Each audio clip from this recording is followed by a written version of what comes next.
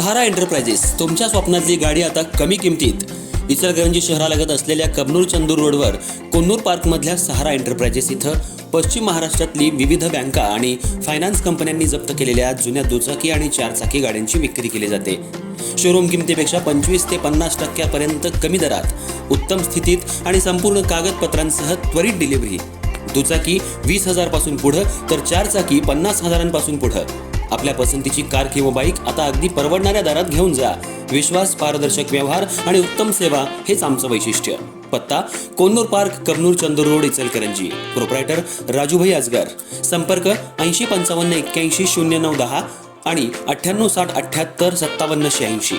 सहारा enterprises, दर्जा, विश्वास आणि बचत यांचं परिपूर्ण ठिकाण।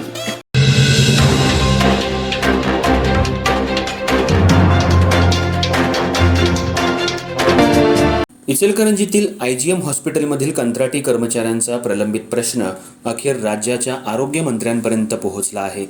महाराष्ट्र नवनिर्माण सेनेच्या वतीनं दिलेल्या निवेदनानंतर सध्याच्या कंत्राटदाराला मुदतवाढ देण्याचं आश्वासन देण्यात आलंय।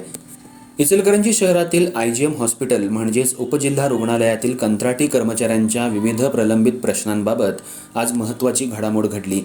महाराष्ट्र नवनिर्माण सेना आणि संबंधित कर्मचाऱ्यांच्या वतीनं कोल्हापूर इथं शासकीय विश्रामगृहात राज्याचे आरोग्य मंत्री तथा पालकमंत्री प्रकाश आंबेडकर यांची भेट घेऊन निवेदन सादर करण्यात आलं।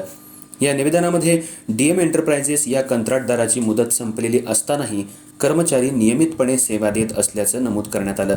तसंच हे कामकाज अचानक थांबलं तर इचलकरंजी शहरासह परिसरातील हजारो नागरिकांना मोठ्या अडचणींचा सामना करावा लागू शकतो, कारण IGM हॉस्पिटल हे अत्यावश्यक आरोग्य सेवा देणारं प्रमुख केंद्र आहे असंही स्पष्ट करण्यात आलं। कंत्राटी कर्मचाऱ्यांचा पगार, नोकरीची हमी आणि कामकाज सुरू ठेवण्याबाबत तातडीनं निर्णय घ्यावा अशी प्रमुख मागणी यावेळी करण्यात आली। या मागणीची दखल घेत आरोग्यमंत्री प्रकाश आंबेडकर यांनी सकारात्मक भूमिका घेत सध्या कार्यरत असलेल्या कंत्राटदाराला मुदतवाढ देण्याचं आश्वासन दिलं। यावेळी मनसेचे शहराध्यक्ष रवी गोंदकर, जिल्हा उपाध्यक्ष राजेंद्र निकम, जिल्हा सचिव प्रताप पाटील, तालुका अध्यक्ष वैभव भोसले, विभाग अध्यक्ष अविनाश देसाई, IGM युनियन अध्यक्ष सागर धुमाळ यांच्यासह कर्मचारी मोठ्या संख्येनं उपस्थित होते। या निर्णयामुळे कंत्राटी कर्मचाऱ्यांना दिलासा मिळण्याची अपेक्षा व्यक्त केली जाते।